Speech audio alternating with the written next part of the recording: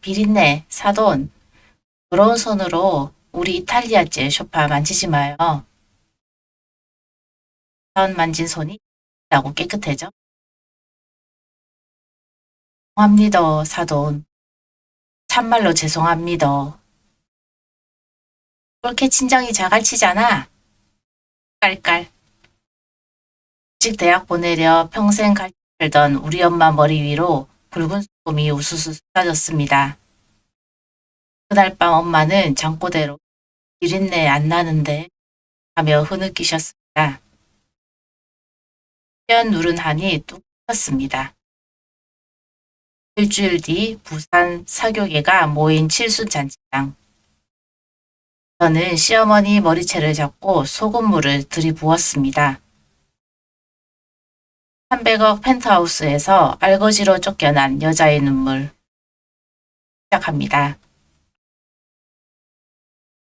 본격적인 사연에 들어가기에 앞서 영상을 만드는 저의 작은 정성이 여러분께 닿고 있다면 전체 알람과 구독과 좋아요로 마음을 보태주세요. 보태주신 소중한 응원은 더 좋은 이야기라는 부메랑이 되어 여러분의 일상에 큰 행복으로 되돌아갈 것입니다. 여러분, 안녕하세요. 오늘 제가 이 자리에서 풀어놓을 이야기는요. 사실 입에 담기조차 부끄럽고 또 가슴이 먹먹해서 몇 번이나 망설였던 이야기예요. 어젯밤에도 잠이 안 와서 베란다에 나가 까만 바다를 한참 내려다봤답니다.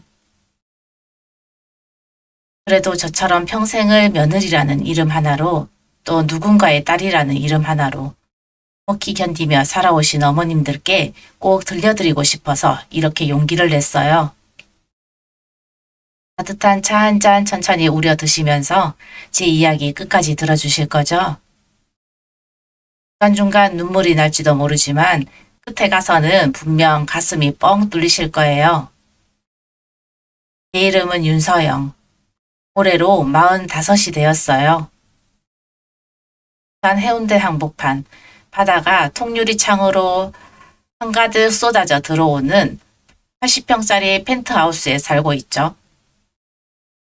아침에 눈을 뜨면 강양대교 너머로 해가 떠오르고 저녁이면 마린시티 불빛이 적처럼 반짝이는 그런 집이에요. 남편 정현우는 부산에서 알만한 사람은 다 안다는 중경건설사 후계자고요. 사람들은 저를 보면 그래요. 서영 씨는 전생에 나라를 구했나 봐. 어쩜 그렇게 팔자가 좋아? 그 말을 들을 때마다 저는 그저 옅게 웃기만 했어요. 그런데 여러분, 겉으로 보이는 게 다는 아니더라고요. 그 화려한 거실 대리석 한가운데 서 있을 때마다 저는 자꾸만 자갈치 시장의 비릿한 바닷바람이 그리워서 코끝이 시큰해지곤 했어요. 사람이 참 이상하죠? 가진 게 많아질수록 어릴 적 그 비좁고 눅눅했던 단칸방이 더 사무치게 그리워지더라고요.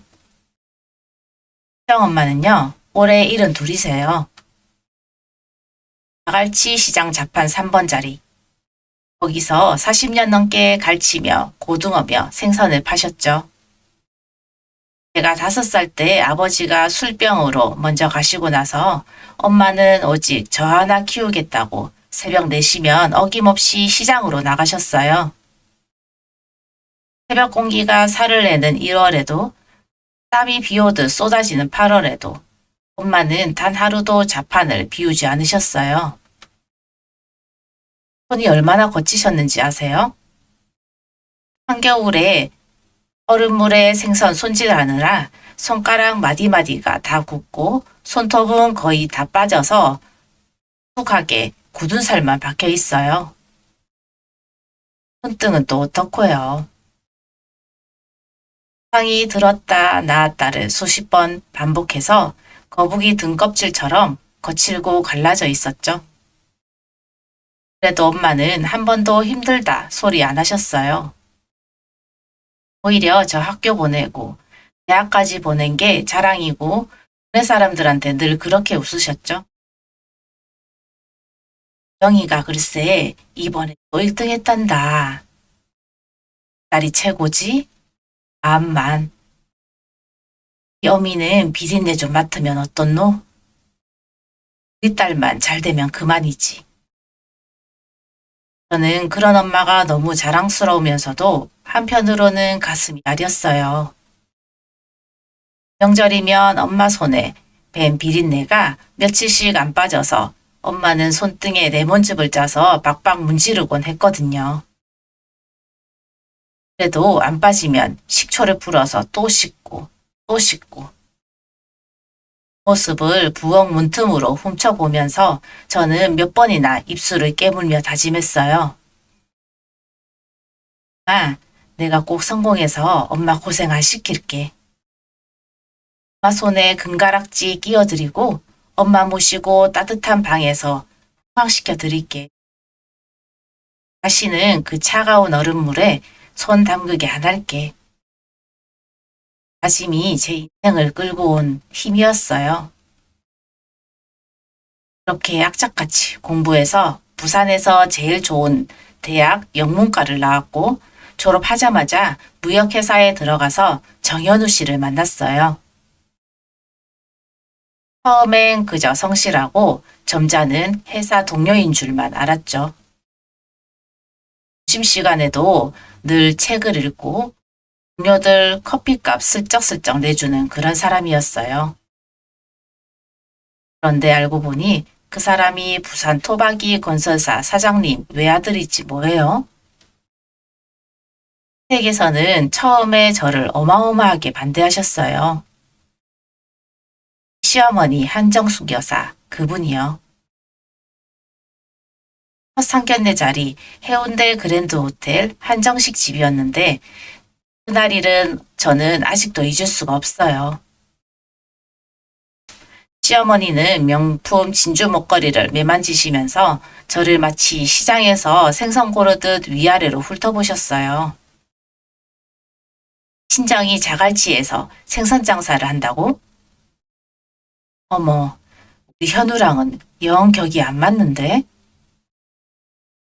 사돈어른은 어디 모임 같은데 나가실 일은 있으신가 모르겠네.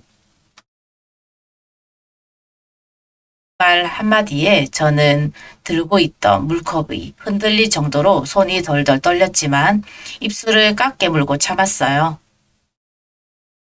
그래도 현우 씨가 끝까지 저를 지켜줬어요. 아, 서영이 아니면 저 결혼 안 합니다. 한 번 더 그런 말씀하시면 저 집 나갑니다.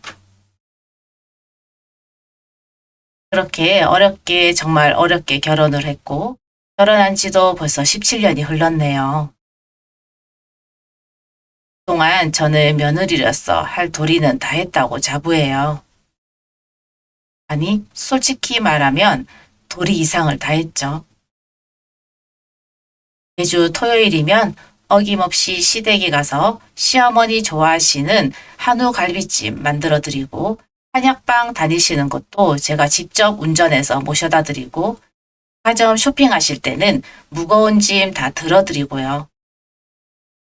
시어머니가 골프 모임 가실 때 입을 옷이 마음에 안 든다 하시면 새벽 5시에 일어나서라도 다림질을 다시 해드렸어요. 시아버님 제사 때는 3일 전부터 시장 봐서 전 부치고 나물 무치고 손에 물 마를 새가 없었죠. 며느리 노릇 17년, 저는 정말 한 번도 빠지지 않고 다 했어요.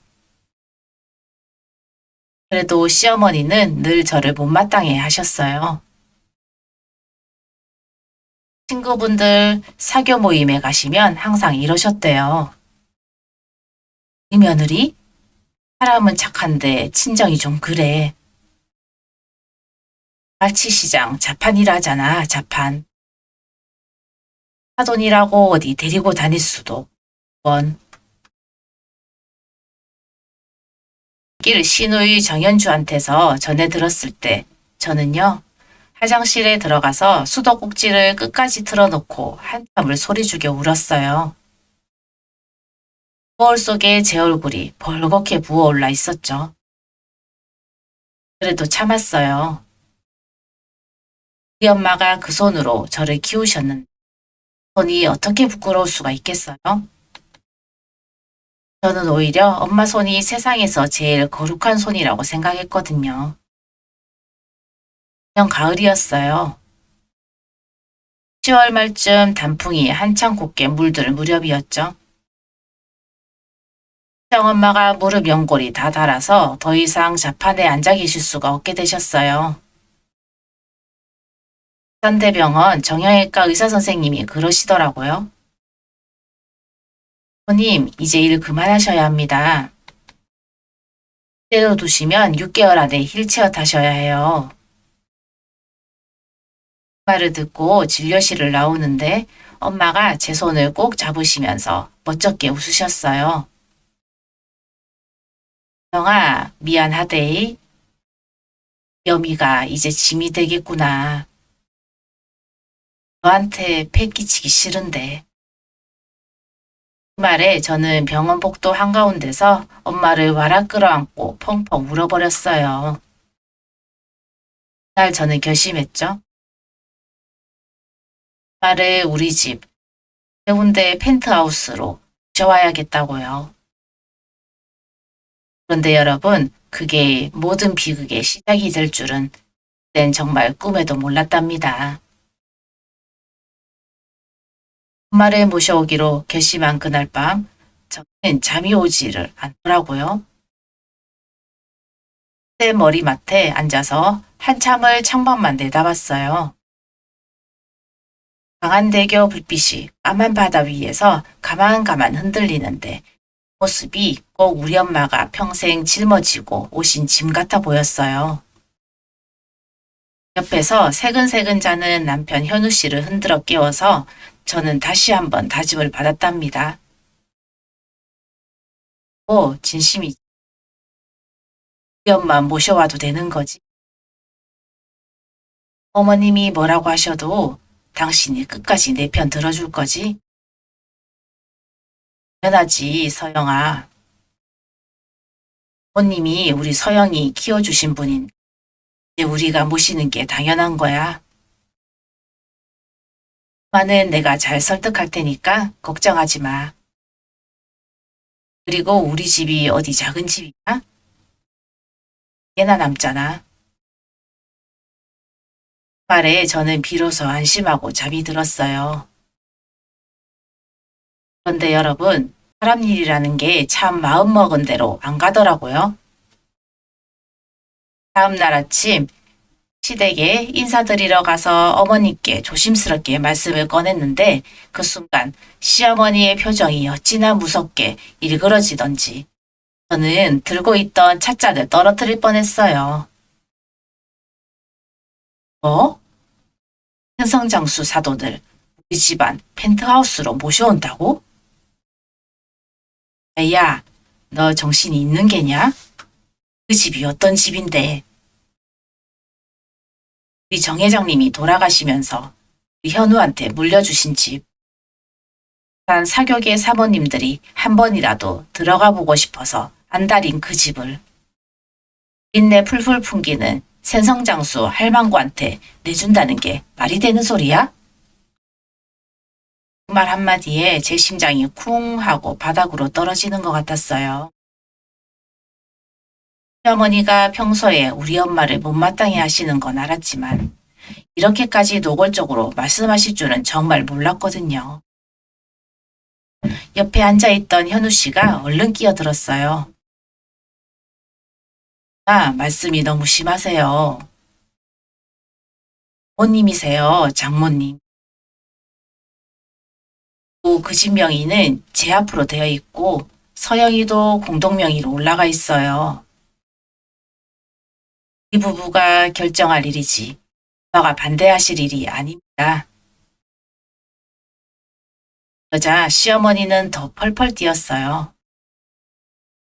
들고 있던 안경을 벗어서 탁자에 내리 꽂으시는데 소리가 어찌나 크던지 옆방에서 가사 도우미 아주머니까지 놀라서 뛰어나오셨답니다. 이놈이? 이놈이 어디 어미한테 소리를 해? 내가 너를 어떻게 키웠는데. 그리고 너희들 그 집 누가 사준 건데? 회장님 유산이야. 회장님 피땀이야. 그걸 어디 시장 바닥 비린내 묻은 인간들이 들어와서 더럽혀? 네, 안 된다. 절대로. 저는 그 자리에서 한마디도 못하고 고개만 푹 숙이고 있어요. 손등으로 뚝뚝 떨어지는 눈물을 닦으면서요. 평생을 자식 하나 보고 사신 우리 엄마. 룩한 손이 더럽다니. 린내 묻은 인간이라니. 찢어진다는 게 이런 거구나. 네, 처음 알았어요. 집으로 돌아오는 차 안에서 현우 씨가 제 손을 꼭 잡으며 그러더라고요. 서영아, 신경 쓰지 마. 엄마가 원래 말씀이 좀 험하시잖아. 우리 그냥 계획대로 하자. 부모님 모셔오자. 저는 고개를 끄덕였지만 가슴 한구석에서는 알 수 없는 불안감이 자꾸 스멀스멀 올라왔어요. 마치 폭풍 전야의 그 무거운 공기 같은 느낌이. 다음 주 토요일, 결국 저희는 엄마를 모셔왔어요. 엄마는 짐이라고 해봐야 낡은 트렁크 하나, 옷보따리 2개가 전부였어요. 평생 한 푼이라도 더 벌어서 저 가르치시느라 당신 옷 한 벌 변변히 못 사 입으셨거든요. 엄마가 처음 우리 집 현관에 들어서시던 그 순간 저는 아직도 잊을 수가 없어요. 아이고 서영아, 이 집이 진짜로 너희 집이가? 이런 으리으리한 데서 여미가 살아도 되는 건가? 신발도 벗기가 무섭다 야. 저는 엄마 손을 꼭 잡고 거실로 모셔갔어요. 엄마는 한참을 거실 통유리창 앞에 서서 강한 대결을 내려다보시더니 결국 눈물을 뚝뚝 흘리시더라고요. 서영이가, 어울리게 우리 서영이가 이렇게 잘 살고 있고 여미가 헛고생한 게 아니었구나. 말씀에 저도 같이 펑펑 울었어요. 그날 저녁 저는 엄마를 모시고 정성껏 차린 저녁상 앞에 앉았어요. 엄마가 좋아하시는 갈치조림, 미역국, 쌈. 엄마는 한 숟갈 뜨실 때마다 아, 맛있다 하시며 활짝 웃으셨죠. 저는 그 모습만 봐도 평생의 한이 다 풀리는 것 같았답니다. 그런데 사흘째 되던 날 오후였어요. 초인종이 울려서 인터폰을 봤더니 시어머니가 화가 잔뜩 난 얼굴로 서 계시는 거예요. 옆에는 시누이 정연주까지 데리고요. 저는 본능적으로 알았어요. 올 것이 왔구나. 폭풍정야의 공기가 이제 폭풍으로 변하는구나. 손이 덜덜 떨려서 인터폰 버튼을 누르는 것조차 힘들었어요. 열리자마자 시어머니는 신발도 제대로 벗지 않으시고 거실로 성큼성큼 들어오셨어요. 그리고는 소파에 앉아 계시던 우리 엄마를 보시더니 그 자리에서 멈춰서서 얼굴을 일그러뜨리셨죠. 마치 더러운 벌레라도 본 것 같은 표정을 저는 평생 잊을 수 없어요. 시어머니는 소파에 앉아 계시던 우리 엄마를 위아래로 훑어보시더니 코를 막는 신용을 하시며 입을 여셨어요. 우리 엄마는 영문도 모르고 그저 어색하게 일어서서 두 손을 앞으로 가지런히 모으고 계셨죠. 평생 시장 바닥에서 사람들한테 굽신거리며 사신 우리 엄마. 그날도 시어머니 앞에서 자꾸만 허리를 90도로 숙이시는 거예요.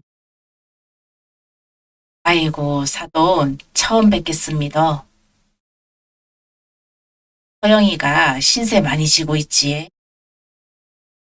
부족한 게 많은 어미라서 죄송합니다.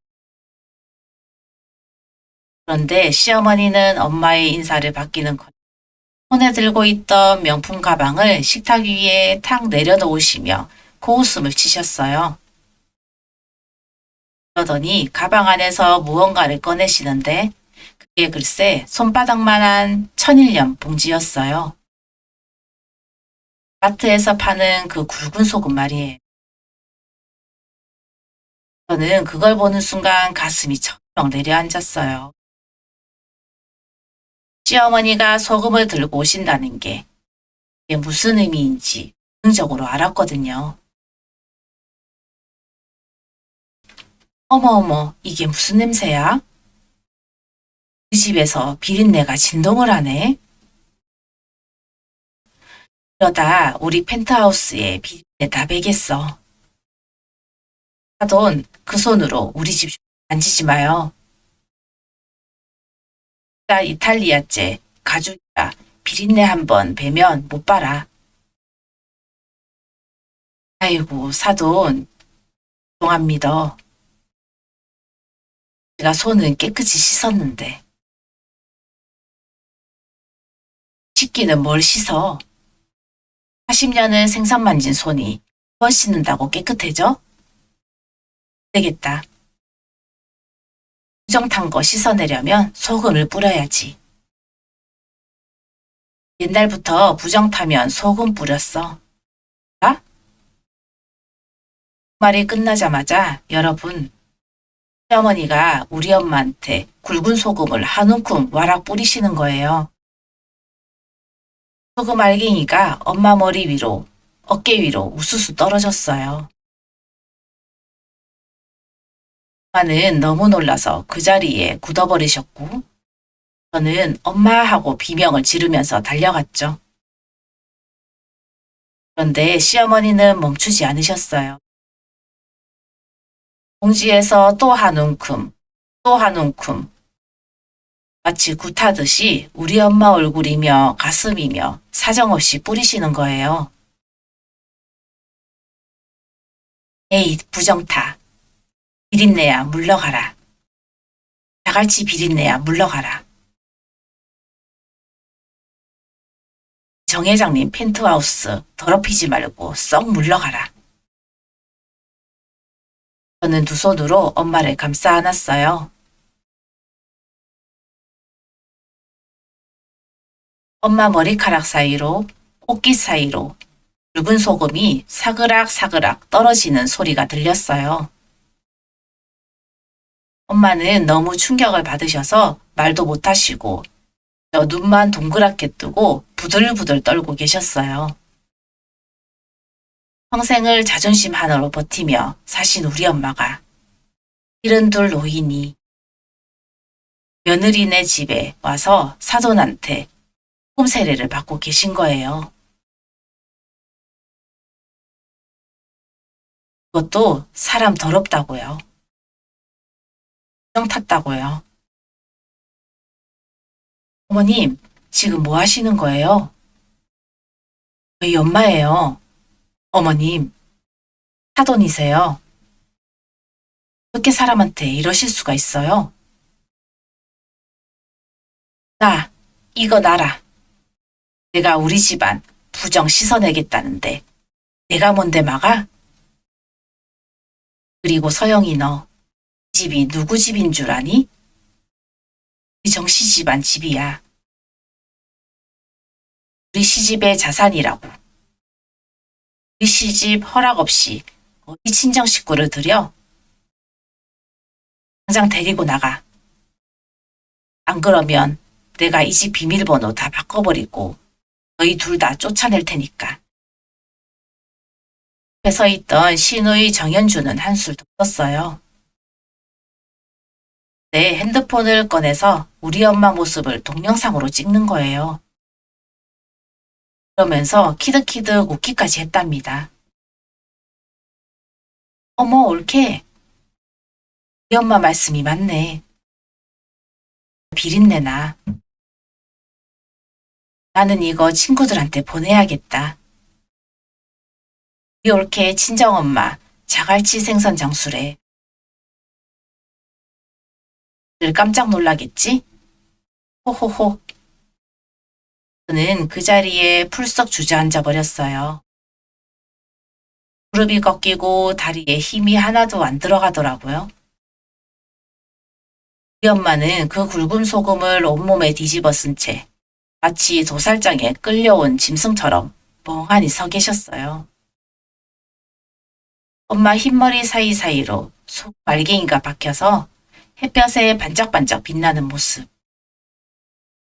모습을 본 순간 제 안에서 무언가가 툭 하고 끊어지는 소리가 들려.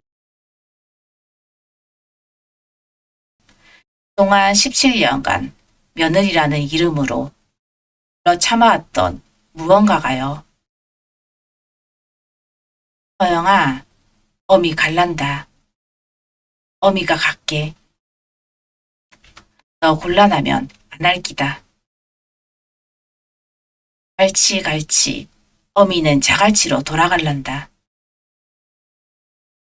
엄마가 그 말씀을 하시면서 절뚝거리며 현관으로 걸어가시는데 저는 진짜 미쳐버릴 것 같았어요.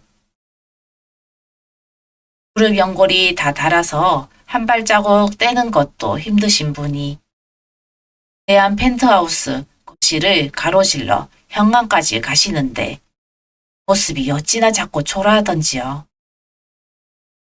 평생 저 하나 키우느라 자존심도 다 버리고 사신 우리 엄마.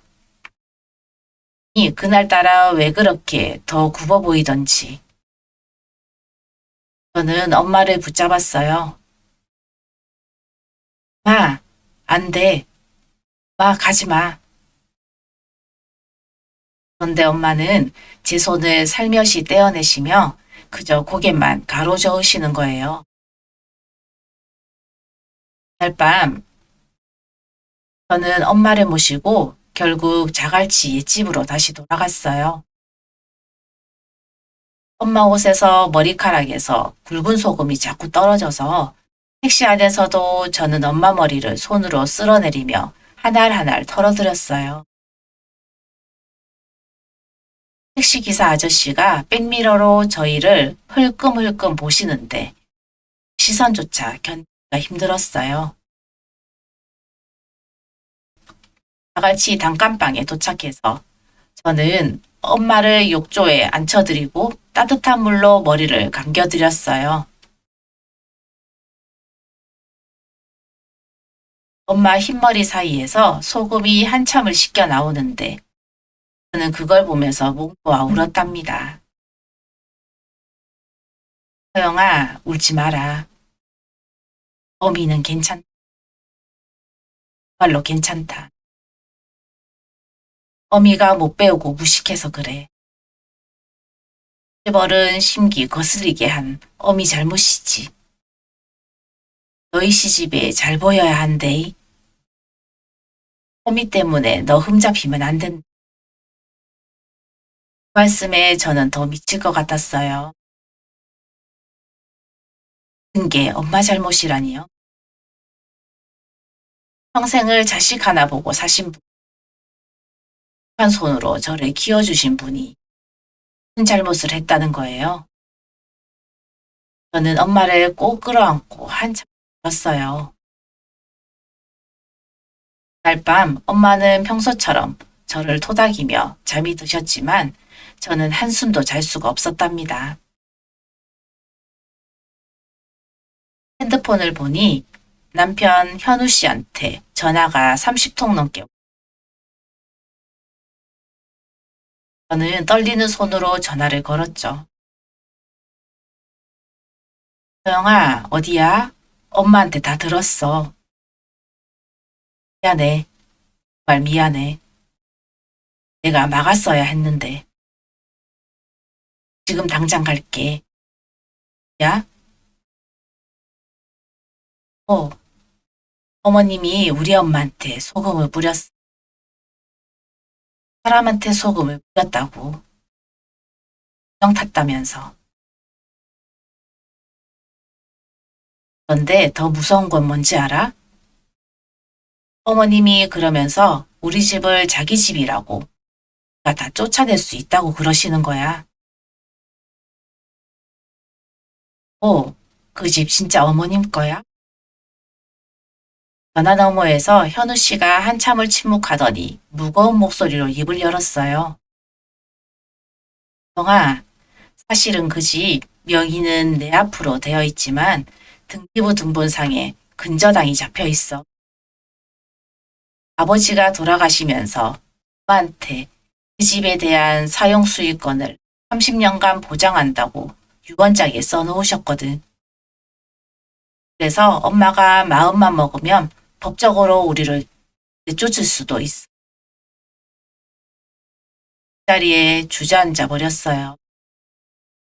17년을 이 집안 며느리로 우리 집인 줄 알았던 그 펜트하우스가 사실은 시어머니의 손바닥 안에 있었던 거예요.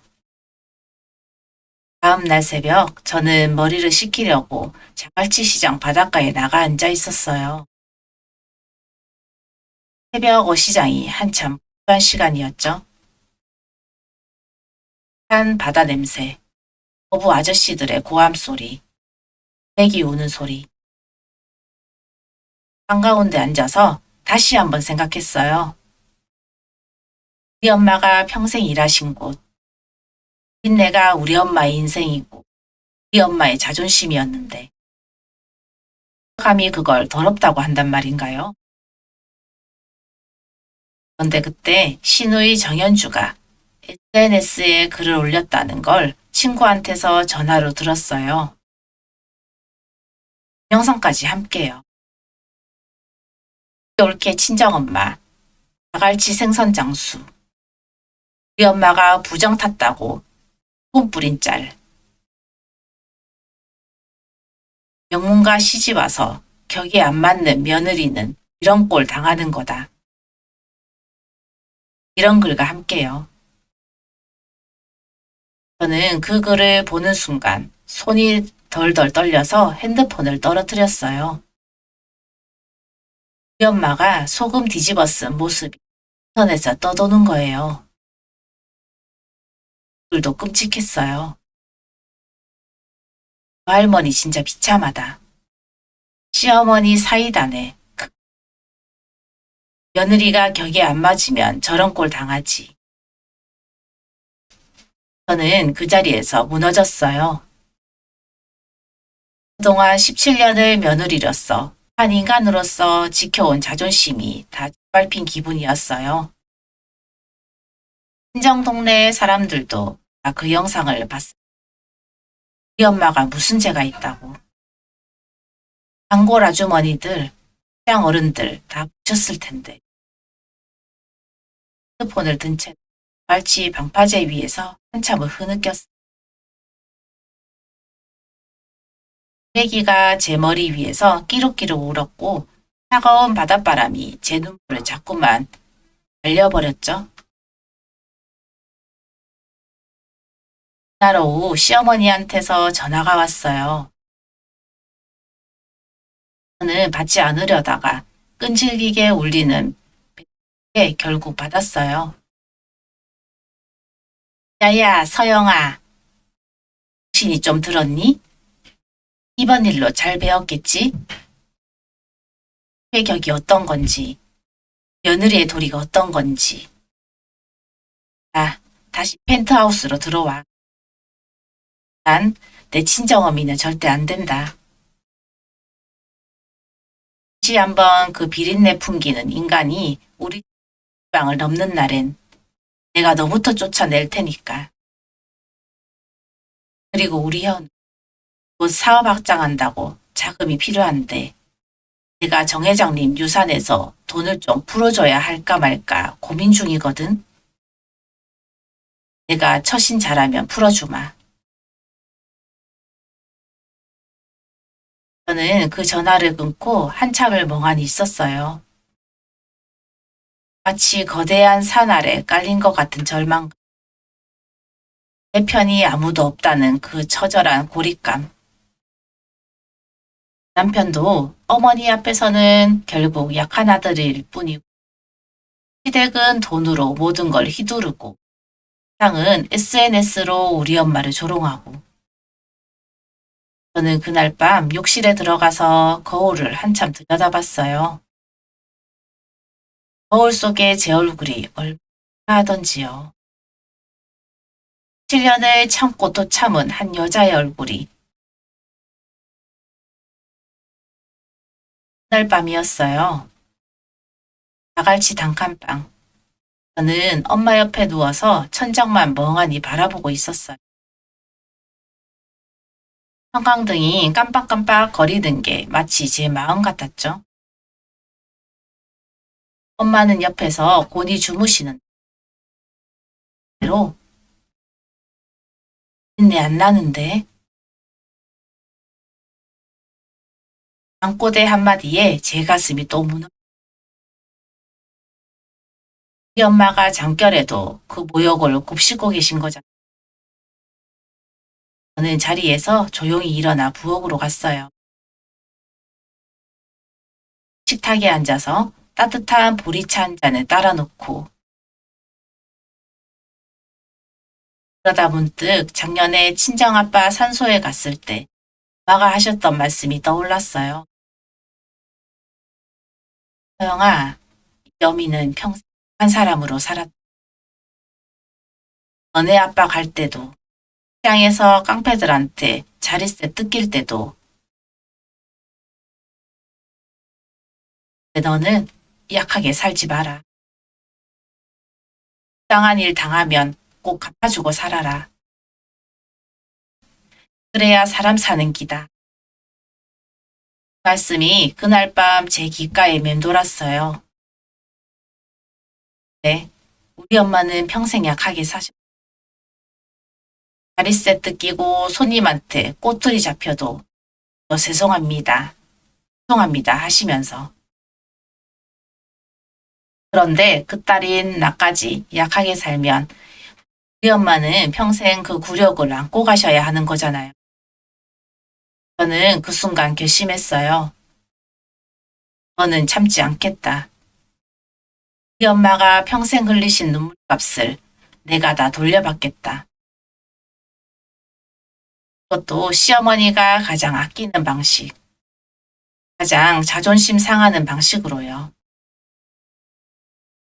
저는 다음 날 새벽부터 움직였어요. 먼저 가장 친한 대학 친구 박지영을 찾아갔어요. 지영이는 부산에서 알만한 사람은 다 안다는 부동산 전문 변호사거든요. 저는 지영이 사무실에 가서 그동안 보관하고 있던 우리 집 기부 등본이며 결혼 당시 받은 서류들을 다 펼쳐놓고 물어봤어요. 영아, 펜트하우스 명의가 어떻게 되어 있는지 정확히 봐줘. 시어머님이 자기 집이라고 큰소리 치시는데 진짜 그분 마음대로 우리를 내쫓을 수 있어? 서영아, 너 이거 모르고 있었어?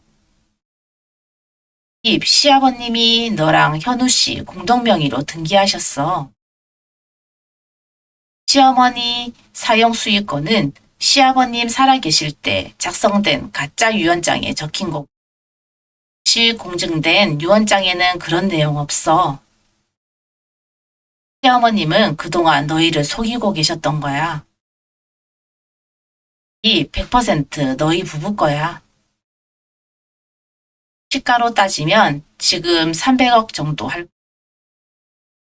저는 그 말을 듣는 순간 손이 부들부들 떨렸어요. 7년 동안 시어머니의 손바닥 안에 있다고 믿었던 그 모든 것이 사실은 거짓이었던 거예요. 시어머니는 그저 며느리인 저를 그리고 약한 아들인 현우 씨를 휘두르기 위해 거짓말을 하고 계셨던 거죠. 저는 그 자리에서 지영이한테 부탁했어요. 영아, 가짜 유언장 무효 소송 준비해줘. 또 그동안 시어머님이 우리 명의 통장에서 함부로 빼간신 돈 사용 수익금 빌미로 받아가신 월세 명목의 돈 추적해줘. 한 푼도 빠짐없이. 다음으로 저는 남편 현우 씨를 만났어요. 카페에서 만난 현우 씨는 며칠 사이에 폭삭 늙어 있더라고요.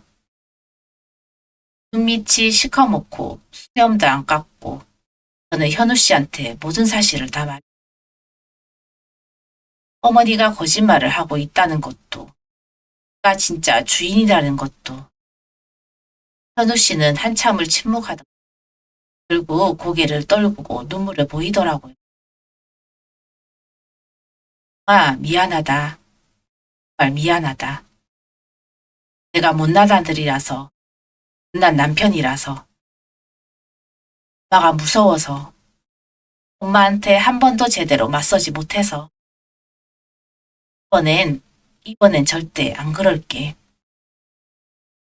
신이 하자는 대로 다 따를게. 부모님한테 한 일, 내가 평생 갚을게. 그 말을 듣고 저는 비로소 안심했어요.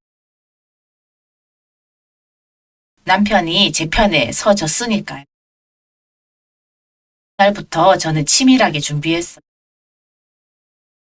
시어머니가 지난 17년간 우리 부부 명의 통장에서 빼가신 돈 정확히 23억이었어요. 거기에 골프 회원권, 명품 해외여행 비용까지 다 합치면 30억이 넘었죠. 시어머니는 그 돈으로 친구들한테 자기가 부자 사모님인 척 하셨던 거예요. 사실은 아들 며느리 돈을 빨아먹으면서요. 저는 또 한 가지를 더 준비했어요. 날 시어머니가 우리 엄마한테 소금 뿌리시던 그 장면. 실 CCTV에 다 녹화되어 있거든요. 거실에는 보안용 CCTV가 설치되어 있는데 시어머니는 그걸 모르고 계셨던 거죠.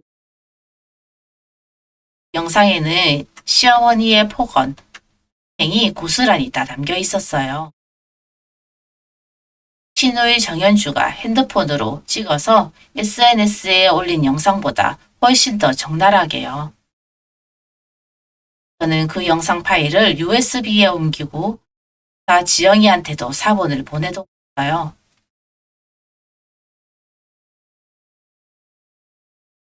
명예훼손 모욕죄, 폭행죄 다 있다고 하더라고요. 거기에 신우이의 SNS 게시물까지 합치면 형사고소가 충분히 가능하다고요. 마지막으로 저는 자갈치 시장 우리 엄마 단골 아주머니들 그리고 엄마 친구분들 다 모셨어요. 자갈치 시장 골목 끝 작은 식당에서요. 거기서 저는 엄마 친구분들 앞에서 큰 절을 올리고 부탁드렸어요. 어머님들, 이번 일에 증인이 되 우리 엄마가 평생 어떻게 살아오셨는지, 얼마나 깨끗하게 사셨는지 정에서 증언해 주세요. 어머님들은 다 함께 눈물을 흘리시며 약속해 주셨어요. 암만 당연히 그래야지. 우리 영자가 어떤 사람인데. 내가 다 증언해 줄 기다. 모든 준비가 끝났어요. 디데이만 남은 거죠. 디데이는 시어머니의 칠순잔치였어요. 해운대 최고급 호텔 그랜드 볼룸에 부산 사교계 사모님들, 시댁 친척들, 시어머니 골프 모임 친구분들까지 200명 넘게 모인 자리였죠. 시어머니는 그날 진주 먹거리에 데이아 반지에 명품 한복까지 차려입으시고 한껏 거드름을 피우고 계셨어요. 마치 여왕처럼요. 저는 그 자리에 일부러 평소 입던 수수한 옷차림으로 갔어요. 친정엄마의 손때 묻은 낡은 한복을 들고서요. 잔치가 한창 무르익을 무렵 사회자가 며느리 인사 시간이라고 저를 무대 위로 불렀어요. 시어머니는 의기양양한 미소를 저를 보시며 옆에 있던 친구분들한테 자랑하시는 게 들렸어요. 우리 며느리 봐라. 친정은 그래도 시집은 잘와서 그렇게 우리 집안 칠순잔치에 나오잖니. 호호호. 저는 마이크를 받아들고 천천히 입을 열었답니다. 200명의 시선이 다 저한테 쏠려 있었어요. 오늘 어머님 칠순을 축하드리러 와주신 여러분, 감사합니다. 며느리로서 17년간 어머님을 모셔온 사람으로서 오늘 이 자리에서 꼭 보여드리고 싶은 영상이 하나 있습니다. 그러더니 저는 무대 뒤편 대형 스크린에 이 호텔 음향 담당자한테 부탁해둔 거예요. 스크린에 우리 집 거실 CCTV 영상이 떡하니 떠올랐어요. 시어머니가 우리 엄마한테 굵은 소금을 사정없이 뿌리면서 인내야 물러가라. 다같이 생선장수야 물러가라. 하고 고래고래 소리치시는 장면이요. 거기에 시누이가 깔깔 웃으며 핸드폰으로 찍는 장면까지 다요. 잔치장이 일순간에 얼어붙었어요. 200명의 사람들이 다 입을 떡 벌리고 그 영상을 보고 있었죠. 사모님들 사이에서 어머, 상해, 이게 무슨 하는 소리가 새어나왔어요. 야, 저거 꺼. 당장 꺼. 그 마음대로 저런 걸 틀어? 허영이 너 이거 미친 거 아니야? 저는 무대 위에서 마이크를 꽉 쥐고 한 발 한 발 시어머니께 다가갔어요. 평소 같으면 무릎이 떨리고 목소리도 안 나왔겠지만 그날은 달랐어요. 우리 엄마의 거룩한 손을 떠올리니까 신기하게도 두려움이 사라지더라고요. 저는 시어머니 앞에 딱 멈춰서서 가방에서 미리 준비해둔 굵은 소금 봉지와 작은 생수병을 꺼냈어요. 그 안에는 짠 소금물이 들어있었죠. 어머님, 지난번에 저희 친정엄마한테 부정 탔다고 소금 뿌리셨죠? 옛날부터 부정 타면 소금 뿌렸다고 하셨죠? 그러면 오늘 이 자리, 200명이 모인 이 자리에서 어머님께 똑같이 해드릴게요. 우리 엄마가 흘리신 눈물값으로요. 저는 그 말과 동시에 시어머니의 그 꼿꼿하고 올린 머리채를 와락 움켜쥐었어요. 시어머니는 비명을 지르며 발버둥 쳤지만 그날 제 손에는 17년 묵은 한이 다 씻겨 있었거든요. 저는 다른 손으로 소금물 병뚜껑을 따서 시어머니 입안에 사정없이 들이부 시어머니는 컥컥 소리를 내며 짠 소금물을 토해내려 했지만 저는 합니다. 맛이 어떠세요? 우리 엄마가 평생 맞고 사신 우리 엄마가 평생 흘리신 짠 땀, 짠 눈물 이 맛이에요. 어머님이 그렇게 더럽다고 하시던 그 맛이요. 한번 제대로 드셔보세요. 그러더니 저는 굵은 소금 봉지를 뜯어서 시어머니 머리 위에 우수수 뿌렸어요. 그 화려한 가채머리 위로, 목걸이 위로, 명품 한복 위로 굵은 소금이 사그락사그락 떨어졌죠. 시어머니는 그 자리에 풀썩 주저앉아서 엉엉 우셨어요. 200명의 사람들 앞에서요. 단 사교계 사모님들 보는 앞에서 한정숙 여사의 평생 자존심이 그렇게 무너진 거예요. 네? 무대 연문이 열리면서 우리 친정엄마가 들어오셨어요. 한 흰 한복을 차려입으시고 변호사 지영이의 부축을 받으시면서요. 엄마 손에는 서류 봉투가 하나 들려 있었어요. 이게 바로 시어머니가 그동안 빼돌린 23억의 통장 내역과 가짜 유언장 무효 판결문 그리고 펜트하우스의 진짜 등기부 등본이었답니다. 여러분, 마지막으로 한 가지 더 알려드릴게요. 한정숙 여사가 자기 집이라고 떠벌리고 다닌 해운대 펜트하우스 300억짜리 그 집.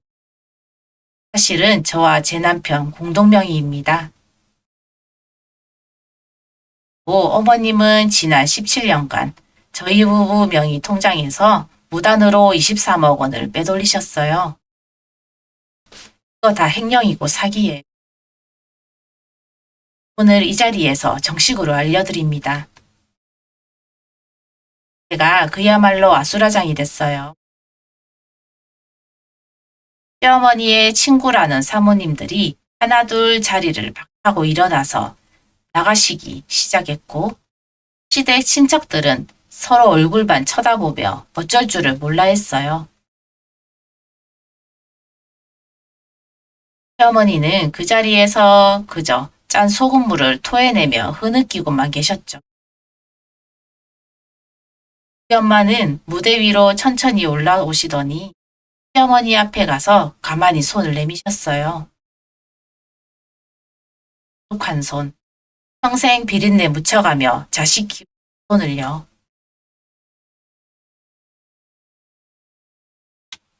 그리고는 조용히 한마디 하셨어요. 사돈, 이렇게 더럽소? 손으로 우리 지영이 키웠소. 사돈은 그 깨끗한 손으로 우리 며느리 17년 부려먹었지요. 그 손이 더 더러운지 사돈 가슴에 손 얹고 생각해보소.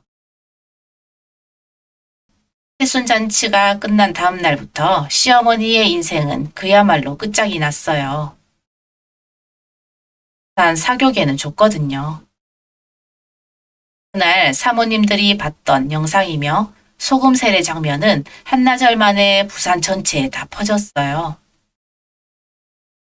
어머니가 가장 자랑하던 그 골프 모임에서는 다음 모임부터 시어머니의 참석을 거부했고 자선 단체에서도 명예이사직을 박탈했어요.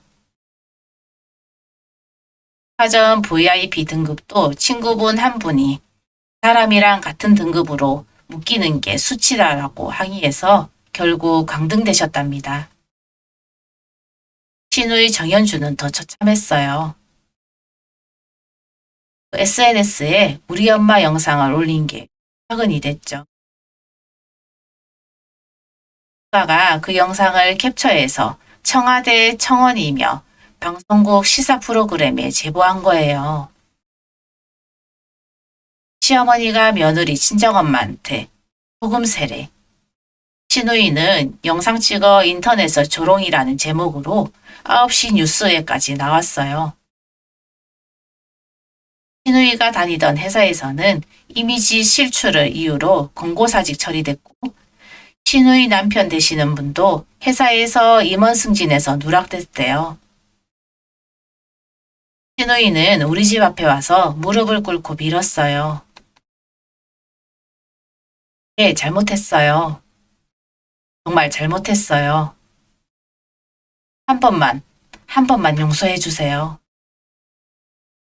그 영상 좀 내려달라고 부탁해. 회사에서 잘리고 애 아빠도 승진 떨어지고 우리 가족 다 무너졌어요. 저는 신우이를 한참을 내려다보다가 차분하게 입을 열었어요. 아가씨, 날 우리 엄마 앞에서 스폰 들이대고 깔깔 웃으실 때, 네, 한 번이라도 우리 엄마 입장 생각해 보셨어요? 우리 엄마는 평생 자갈치 시장에서 비린내 맡으며 자식 키우신 분.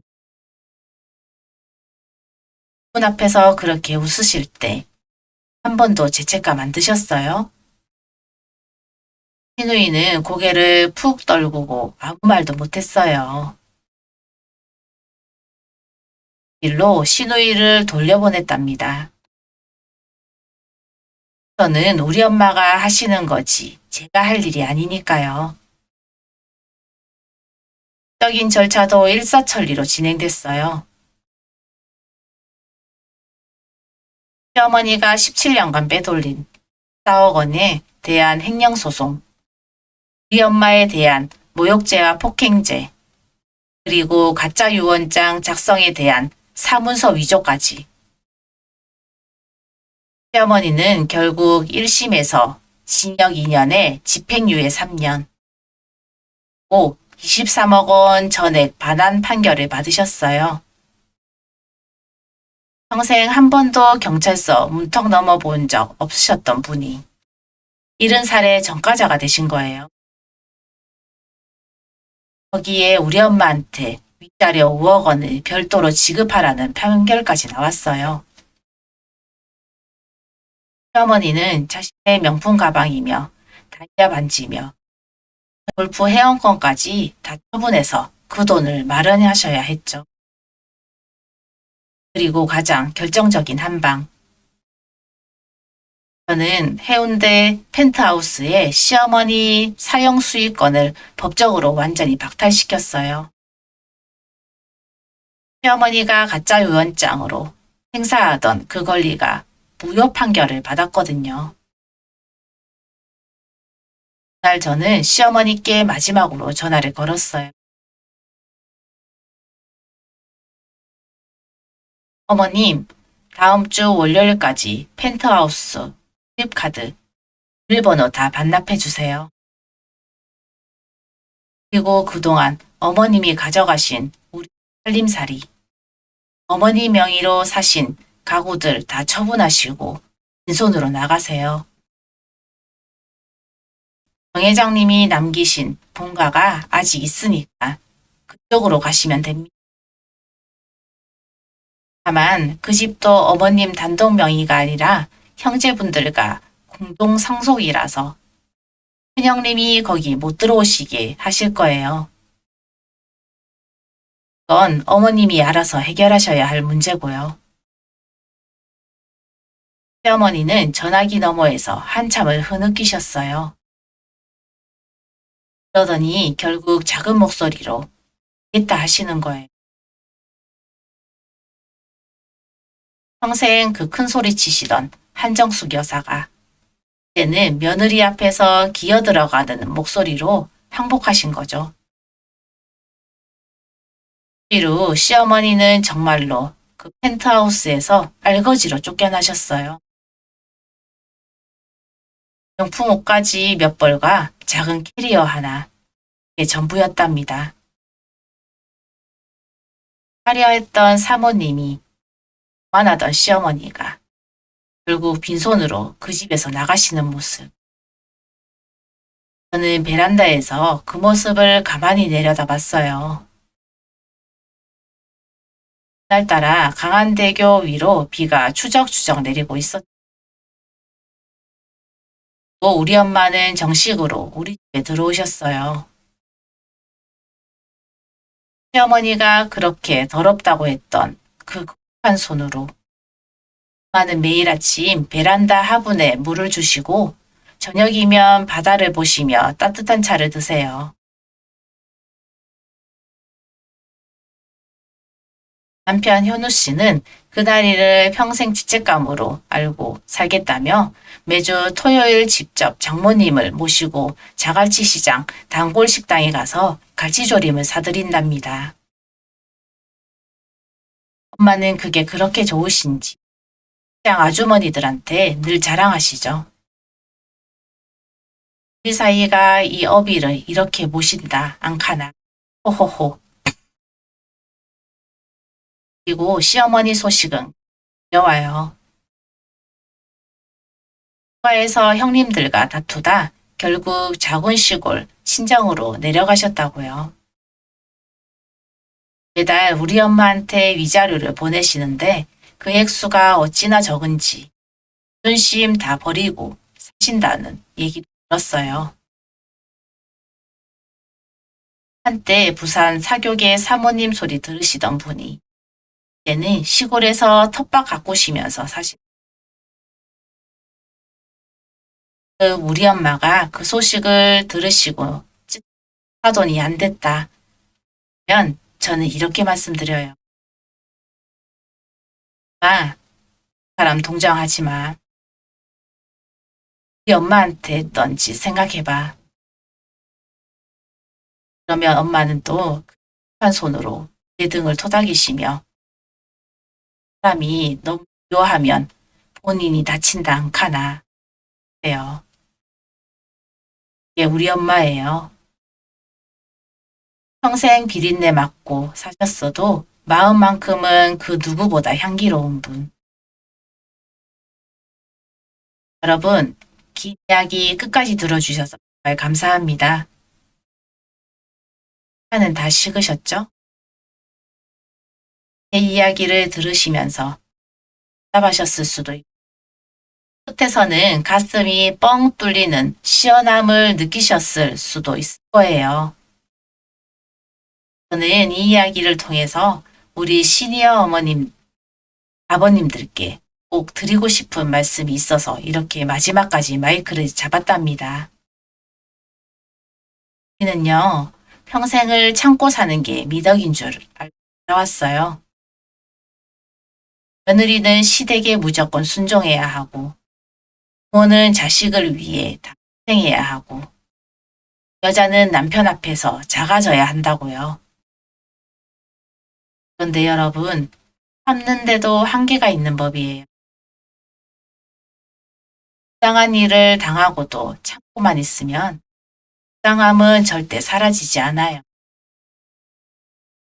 오히려 더 커지고 결국엔 내 자식 대해까지 대물림된답니다. 우리 엄마가 평생 약하게 사셨기 때문에 시어머니는 우리 엄마를 함부로 대해도 된다고 생각하셨던 거예요. 우리 엄마가 자갈치 시장 자판에서 다리세 뜯겨가면서도 죄송합니다, 죄송합니다 하시던 그 모습을 시어머니는 알고 있었던 거죠. 그래도 우리 엄마뿐만 아니라 저까지 17년을 휘두르신 거고요. 그래서 저는 여러분께 꼭 말씀드리고 싶어요. 우리 어머님들, 우리 아버님들, 평생 자식들 키우느라 자존심 다 버리고 집살이 며느리살이 다 견디시느라 한이 쌓이셨죠? 그런데 이제는 그러지 마세요. 누군가 여러분을 함부로 대하면 단호하게 안 됩니다. 한마디 하세요. 평생 흘리신 눈물값을 이제는 받으셔도 돼요. 이게 욕심이 아니, 이게 사람답게 사는 거예요. 우리 엄마가 산소 앞에서 저한테 하셨던 그 말씀 기억나시죠? 부당한 일 당하면 꼭 갚아주고 살아라. 그래야 사람답게 사는 길. 우리 엄마가 평생 못하신 그 말씀을 저는 우리 어머님들께 해드리고 싶었어요. 또 한 가지, 우리 자식들에게도 한마디. 깐딸이 장가간 아들이 어머님을 모실 때 그건 효도가 아니라 당연한 도리예요. 어머님이 우리를 키우신 그 손은 세상에서 가장 거룩한 손입니다. 손에 비린내가 배었든 흙이 묻었든 기름때가 묻었든. 그건 우리 부모님의 인생의 훈장이지.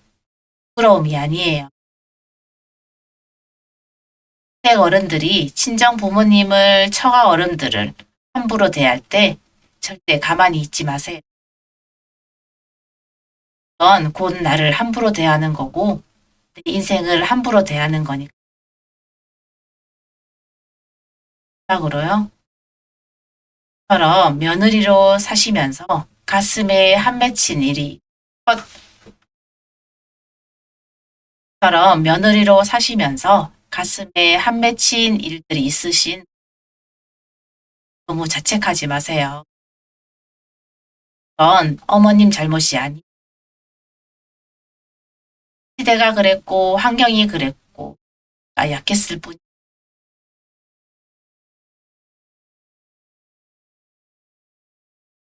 이제부터라도 늦지 않았어요.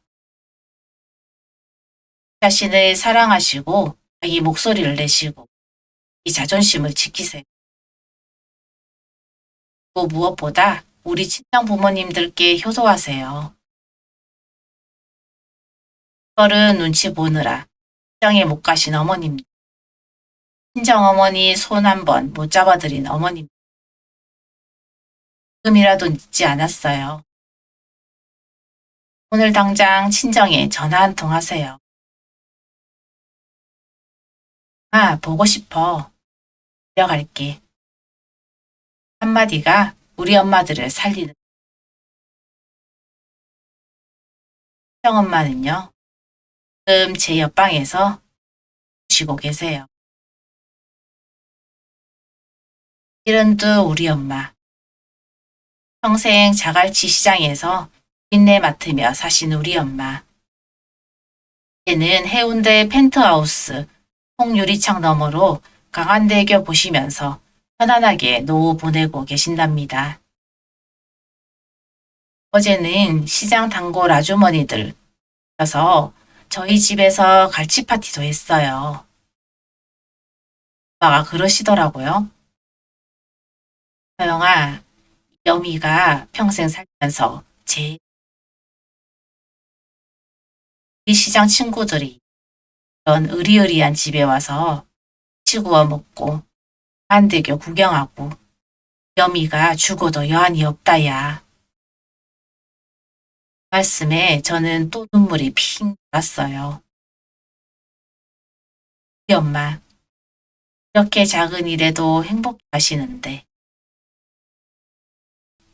우리는 왜 그렇게 우리 부모님을 슬프게 여러분, 오늘 밤 주무시기 전 꼭 친정어머니, 친정아버지께 전화 한 통 드리세요. 또 시댁 어른들께도 평소에 못했던 따뜻한 말 한마디 건네세요. 미움은 미움을 낳고 사랑은 사랑을 낳는 법이니까요. 단 부당한 일에는 단호하게 맞서세요. 우리 엄마가 흘리신 눈물, 우리가 흘렸던 눈물, 이제 우리 자식 대까지 물려주지 맙시다. 오늘도 우리 시니어 어르신들 다들 무릎 건강 챙기시고 따뜻하게 주무시고 맛있는 거 많이 드세요. 자식들한테 너무 양보하지 마시고 며느리한테 너무 큰 소리도 마시고 시어머니한테 너무 굽신거리지도 마세요. 우리 모두 그저 사람답게 서로 존중하며 살아갑시다. 우리 엄마 말씀처럼 그래야 사람답게 사는 거니까요. 또 이 긴 이야기 들어주셔서 정말 감사드리고요. 다음에 또 다른 이야기로 찾아뵙겠습니다. 어머님, 아버님들 늘 건강하시고 행복하세요. 사랑합니다. 오늘 들려드린 사연, 여러분은 어떻게 들으셨나요? 지금 이 시간에도 힘든 시간을 견뎌내고 있을 사연의 주인공분에게 따뜻한 응원의 댓글 한 줄 남겨주세요. 여러분의 진심 어린 한마디가 주인공분께는 다시 일어설 수 있는 큰 용기가 될 것입니다. 감사합니다.